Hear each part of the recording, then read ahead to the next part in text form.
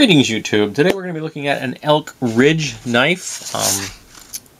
It's made in China and it is model number ER197. So here you go is the knife itself. I was actually quite impressed by the sheath. It's decent quality. I mean, it's not the best quality I've ever seen, but it's definitely superior to a lot of things I've seen. And it uses a single snap closure, which is a closure type I prefer to Velcro. Velcro can get gummed up, it's noisy, whereas a snap is just a one click. Standard belt loop design, though of course you could hook this up to a dangle without any difficulty. And it uses a rivet. So that's nice. Again, a little better than you might expect on a low-grade knife. And that comes around and attaches here, like this. And here you have the knife in question. We have in here, it says 440 stainless, China. And then you have the Elk Ridge stag head logo on this side. So here you go. It's a full tang design, which is nice. I liked the shape of the blade. That was one of the things that attracted to me. And this swedge, I thought that swedge was quite attractive. Comes to a fairly strong point. You're not going to be doing a lot of fast penetration with this because this is a fairly broad design. But you'll be able to penetrate things and not have to worry about your blade breaking. No jimping of any kind. The fit and finish is okay. You can feel this brass inlay and you can feel the pins. And I don't know if that's because they weren't ground all that great or was there a change of humidity between where it was manufactured and where it is now. I'm not positive.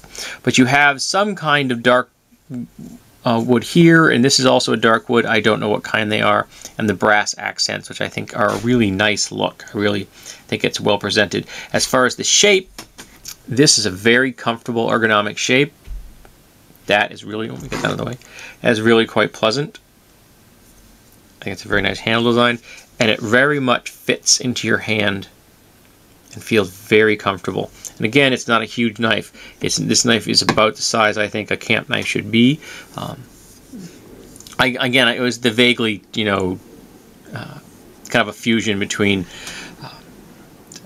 your standard clip point and not clip point, but drop point and a kukri design, which really appealed to me. The edge is okay. It needs work, but that's not a real shocker. With 440, be able to put something on here that's going to be usable.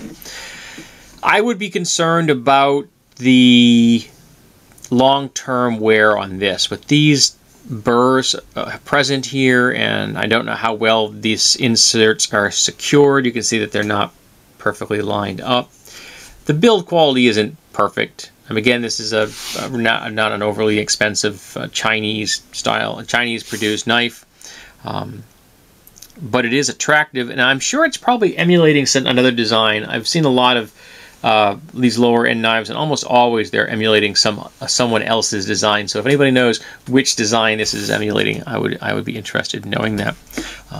But I think it makes a nice, decent knife. I would actually, think that your average American or European that needs to go out in the woods occasionally, this might cut the muster for them. This might do what they need to do.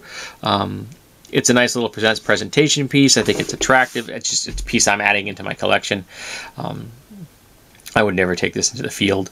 I'd probably carry the Antelope 2, the Kershaw Antelope 2. That would probably be my choice for a light duty camp knife. But I am impressed with, again, I am impressed with this sheath. They did a nice job here. There's an leather insert, which really isn't all that common. The construction here is better than I expected. With riveted construction, I really didn't think it was going to be that good. And the snap is firm, but comes open easily, and I like that.